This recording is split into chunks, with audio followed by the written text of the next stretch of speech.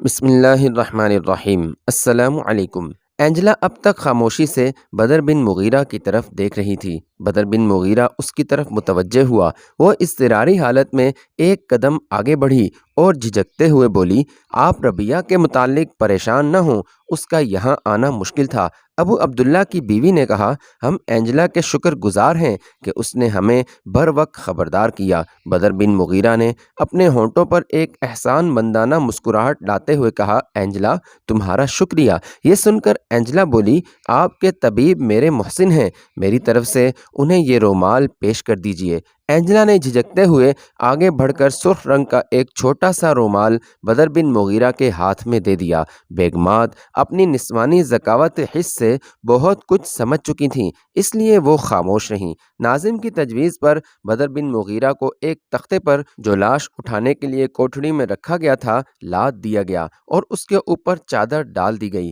داروغہ نے کوٹھڑی کا دروازہ کھول دیا۔ تینوں خواتین باہر نکل گئیں۔ پہرے دار دروازے سے چند قدم دور خواجہ سرا کے گرد گھیرا باندھے کھڑے تھے اور وہ انہیں اپنی طرف متوجہ رکھنے کے لیے اشرفیاں بانٹنے میں بخل سے کام لے رہا تھا، لیکن بیگمات کو آتے دیکھ کر اس نے جلدی جلدی تھیلی خالی کر دی۔ ایک ثانیے کے لیے داروغہ دروازے میں کھڑا رہا۔ جب بیگمات کچھ دور چلی گئیں تو اس نے باہر نکل کر پہرے داروں سے کہا، سلطان کا حکم تھا کہ اس قتل کی خبر ہم تک محدود رہے۔ ملکہ اور چھوٹی بیگم سلطان کی اجازت کے بغیر یہاں آ گئی تھیں۔ اب اگر یہ بات سلطان تک پہنچ گئی تو وہ بیگمات کو تو شاید کچھ نہ کہیں، لیکن ہماری شامت آ جائے گی۔ داروغہ نے 4 آدمیوں کو لاش اٹھانے کے لیے اندر بلا لیا اور دوسروں کو جانے کی اجازت دے دی۔ تھوڑی دیر بعد یہ 4 آدمی اس تختہ کو جس پر بدر بن مغیرہ لیٹا ہوا تھا اپنے کندھوں پر اٹھا کر کوٹھڑی سے باہر نکلے اور ناظم اور داروغہ کے پیچھے پیچھے چل دیے۔ کئی پیچ در پیچ راستوں سے گزرنے کے بعد وہ ایک دیوار کے سامنے رک گئے۔ یہاں سے آگے بڑھنے کا کوئی راستہ نظر نہ آتا تھا۔ داروغہ نے ناظم کے ہاتھ میں مشعل دیتے ہوئے دیوار کے ساتھ لگی ہوئی لوہے کی کل گھمائی۔ ایک گڑگڑاہٹ کے ساتھ دیوار میں ایک دراڑ نمودار ہوئی اور یہ دراڑ بڑھتے بڑھتے ایک اچھی خاصی گزرگاہ بن گئی اور اس کے ساتھ ہی بہتے ہوئے پانی کا شور سنائی دینے لگا۔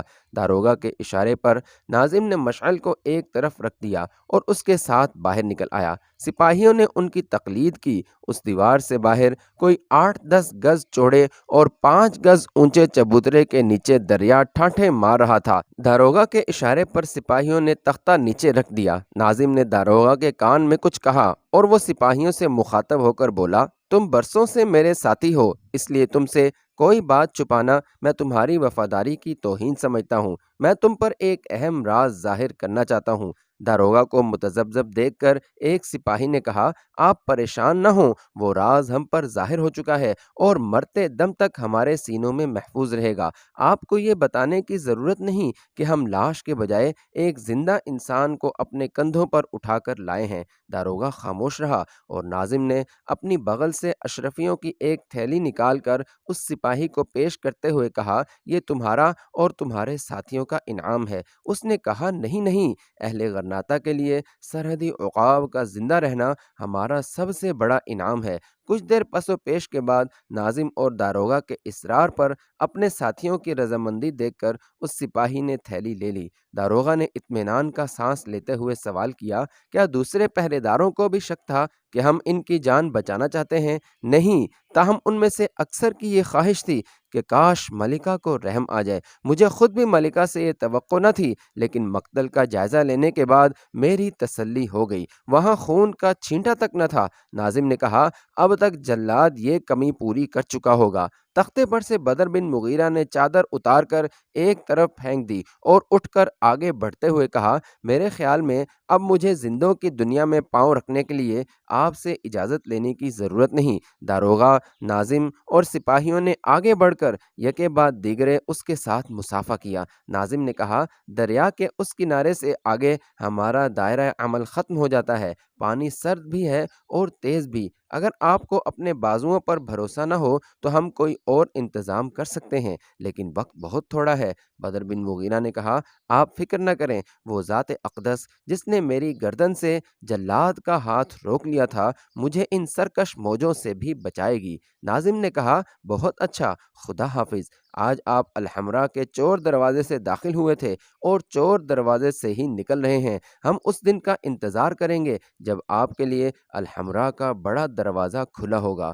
بدر بن مغیرہ خدا حافظ کہہ کر کنارے کی طرف بڑھا اور ایک لحظہ تأمل کے بعد دریا میں کود پڑا۔ دریا کے دوسرے کنارے تھوڑی دیر سستانے کے لیے بدر بن مغیرہ ایک پتھر پر بیٹھ گیا۔ آسمان پر بادل چھٹ چکے تھے اور ستارے جگمگا رہے تھے۔ بدر بن مغیرہ اٹھنے کا ارادہ کر رہا تھا کہ کسی کے پاؤں کی آہٹ سنائی دی۔ وہ جلدی سے اٹھ کر دبے پاؤں چلتا ہوا ایک درخت کی آڑ میں کھڑا ہو گیا۔ تھوڑی دیر بعد اسے دو آدمی تاریکی میں دریا کے کنارے کے ساتھ چلتے ہوئے دکھائی دیے۔ وہ سوچ کر درخت کی آڑ سے نکلا اور دبے پاؤں ان کے پیچھے چلنے لگا۔ ان میں سے ایک نے آہستہ سے کہا، اس نے بہت دیر لگائی، اب صبح ہونے والی ہے۔ دوسرے نے کہا، لیکن اس نے یہ بھی تو کہا تھا کہ ہم اس کا انتظار نہ کریں، کامیابی کی صورت میں اسے کافی وہاں رکنا پڑے گا۔ مگر اس نے یہ بھی تو کہا تھا کہ اگر ممکن ہوا تو سیڑھی کے راستے آدمی اتار کر ہمیں صحیح حالات سے باخبر کرے گا۔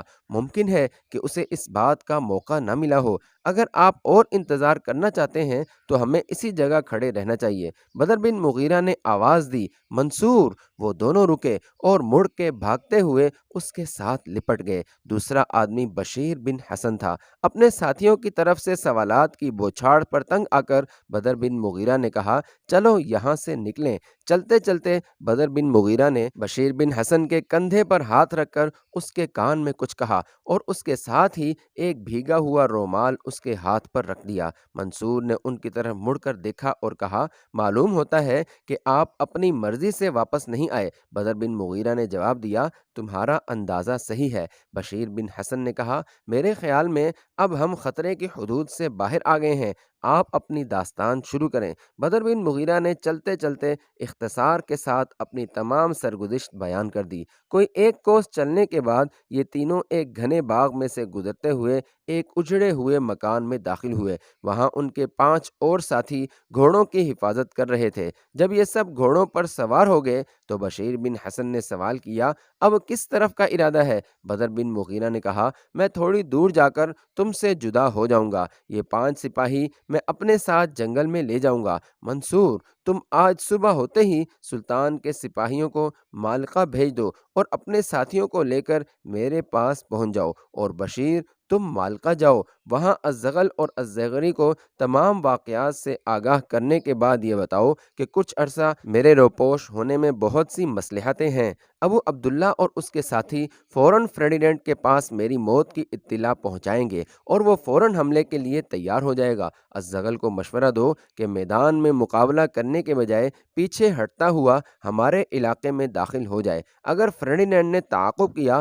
تو ہم اسے ایک فیصلہ کن شکست دے سکیں گے۔ یہ بھی ممکن ہے کہ وہ ابو عبداللہ کی رضامندی سے غرناطہ کو مستقر بنا کر مالکہ کی طرف بڑھنا چاہے۔ اس صورت میں سلطان کی افواج آگے بڑھ کر اسے سرحد پر روکنے کی کوشش کریں اور معمولی لڑائی کے بعد پیچھے ہٹتے ہوئے جنگل میں پہنچ جائیں۔ میں وقت آنے پر ان کی رہنمائی کے لیے تمہیں بھیج دوں گا۔ انہیں یہ بھی تاکید کرنا کہ وہ دونوں صورتوں میں مالکہ کی حفاظت کے لیے کم از کم نصف فوج ضرور چھوڑ دیں۔ بدر بن مغیرہ کے قتل کی افواہ اندلس کے طول و عرض میں جنگل کی آگ کی طرح پھیل گئی۔ ابو عبداللہ کی خواہش تھی کہ یہ خبر غرناطہ کے عوام تک نہ پہنچے، لیکن ابو داؤد نے مشورہ دیا کہ یہ خبر مشہور ہونے کے بعد ابو الحسن مایوس ہو جائیں گے۔ چنانچہ غرناطہ کے بعض زرخرید خطیبوں کو یہ اجازت مل گئی کہ وہ عوام میں سرحدی عقاب کے قتل کی خبر نشر کر دیں۔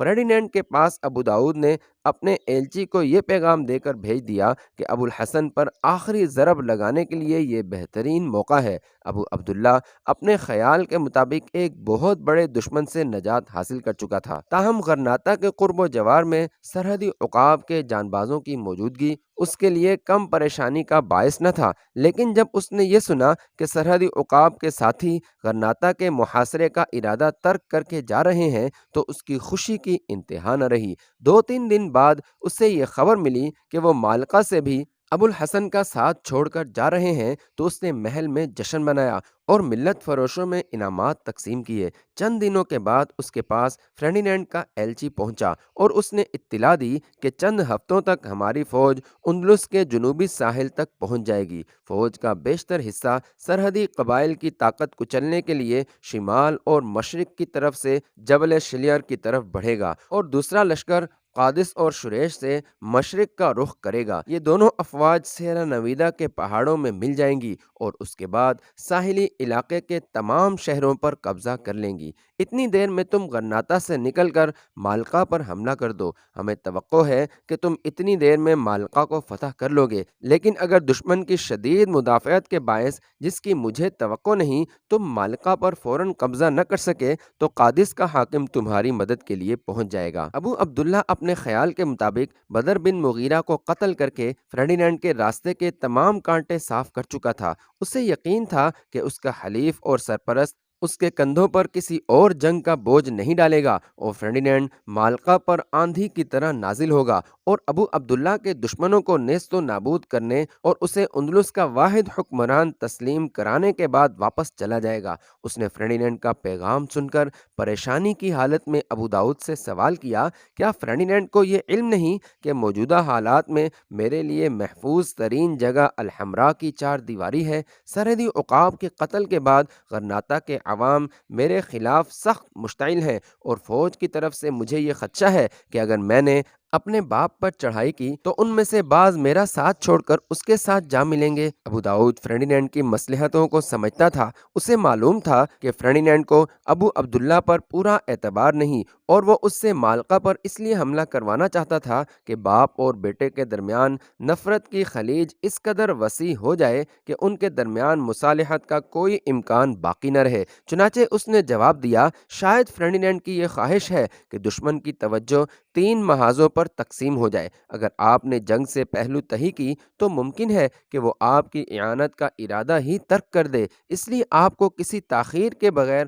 مالقا پر حملہ کر دینا چاہیے۔ سرحدی عقاب اور اس کے ساتھی دشمن کا سب سے بڑا سہارا تھے۔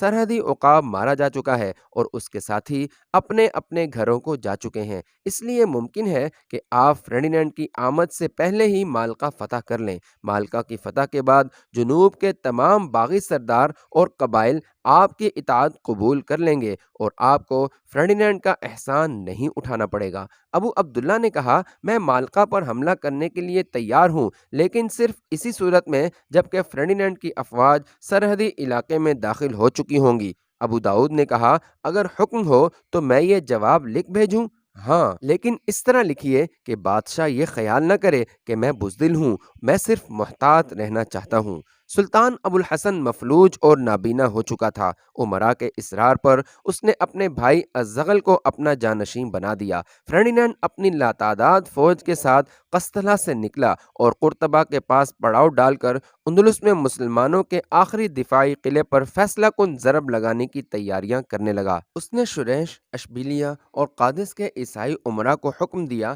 کہ وہ غرناطہ کے جنوب مشرق کے شہروں کو تخت و تاراج کرتے ہوئے کوہ سیرا نویدا کا رخ کریں اور باقی فوج کو ایک تجربہ کار جرنیل کی قیادت میں شمال مشرق کے راستے سرحدی قبائل کی سرکوبی کے لیے روانہ کر دیا۔ جب فرڈینینڈ کی افواج بدر بن مغیرہ کے آزاد علاقے میں داخل ہوئیں تو انہیں عقب اور بازوؤں سے اکا دکا حملوں کے سوا کسی زبردست مزاحمت کا سامنا نہ کرنا پڑا۔ عیسائیوں نے اپنے راستے کی بہت سی بستیاں تباہ و برباد کر ڈالیں اور وہ بڑھتے ہوئے حوصلوں کے ساتھ سرحدی عقاب کی زمین پر پیش قدمی کرتے رہے۔ ایک دن ان کے سپہ سالار نے ایک ویران قلعہ پر قبضہ کرنے کے بعد اپنے سپاہیوں کے سامنے تقریر کرتے ہوئے کہا، بہادرو، یہ وہ علاقہ ہے جہاں سرحدی عقاب کی اجازت کے بغیر کوئی پرندہ بھی پر نہیں مار سکتا تھا۔ اب ان باغیوں کا رہنما مارا جا چکا ہے اور ان کے حوصلے پست ہو چکے ہیں۔ ہمارے بادشاہ کا خیال تھا کہ ہمیں شدید مزاحمت کا سامنا کرنا پڑے گا،